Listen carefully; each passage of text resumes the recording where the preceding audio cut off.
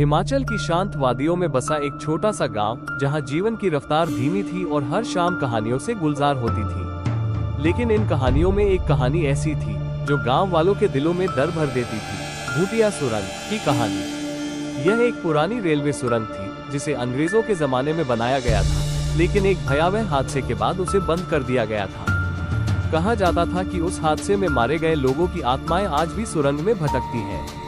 रोहन, प्रिया और समीर, ये तीनों दोस्त शहर से गांव में छुट्टियां बिताने आए थे। शहर की भाग दौड़ से दूर उन्हें यहाँ का शांत माहौल पसंद था, पर साथ ही वो रोमांच के भूखे थे। गांव वालों की कहानियों पर उन्हें विश्वास नहीं था। ये सब पुरानी कहानियां हैं, रोहन ने हंसते हुए कहा। विज्ञान के इस युग में भूतों पर कौन यकीन करता है?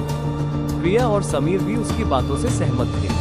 प्रिया ने चुनौती दी, अगर तुम इतने बहादुर हो तो चलो आज रात सुरंग के अंदर चलते हैं और देखते हैं कि वहाँ क्या है। समीर ने भी हाँ में हाँ मिलाई और तय हुआ कि वे आधी रात को, जब पूरा गांव सो रहा होगा, अपनी बहादुरी का इम्तिहान लेने सुरंग जाएंगे। रात के 12 बजे ठंडी हवा चल रही थी। तीनों दोस्त टॉर्च और एक रस्सी लेकर सुरंग की तरफ बढ़े। जैसे जैसे वे सुरंग के नजदीक पहुँचते गए, हवा में एक अजीब सी ठंडक महसूस होने लगी, मानो कोई अदृश्य शक्ति उनका इंतजार कर रही हो।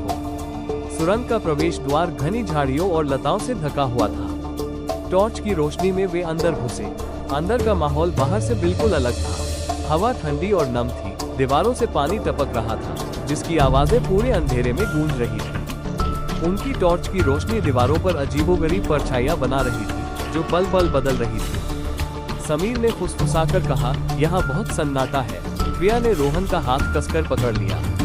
अचानक उन्हें दूर से कुछ फुसफुसाहट सुनाई दी। वे रुक गए। रोहन ने अपनी टॉर्च की रोशनी उस तरफ घुमाई, पर कुछ भी दिखाई नहीं दिया। फिर प्रिया के कान में किसी ने धीमी, दर्द भरी आवाज में कहा, तुम क्यों आए यहाँ? प्रिया डर के मारे चीख पड़ी। इससे पहले कि रोहन और समीर कुछ समझ पाते, उनकी टॉर्च टिमटिमाकर बुझ गई। पूरी सुरंग घोर अंधेरे में डूब गई। प्रिया डर से रोने लगी। तभी दूर से एक हल्की नीली रोशनी उनकी तरफ आती दिखाई दी। वो रोशनी एक छोटी लड़की की परछाई जैसी लग रही थी। वह धीरे धीरे उनकी तरफ बढ़ रही थी। उसके पैरों की कोई आहट नहीं थी, बस एक अजीब सी साए साए की आवाज थी। रोहन ने हिम्मत जुटाई और बोला, भागो। वे तीनों उल्टे पांव भागे। भागते भागते वे एक बंद रास्ते पर आ गए। वहाँ एक पुरानी लकड़ी की पेटी रखी थी। नीली रोशनी उनके पीछे थी और अब और भी तेजी से उनकी तरफ आ रही थी। बिना सोचे समझे रोहन ने उस पेटी को खोला।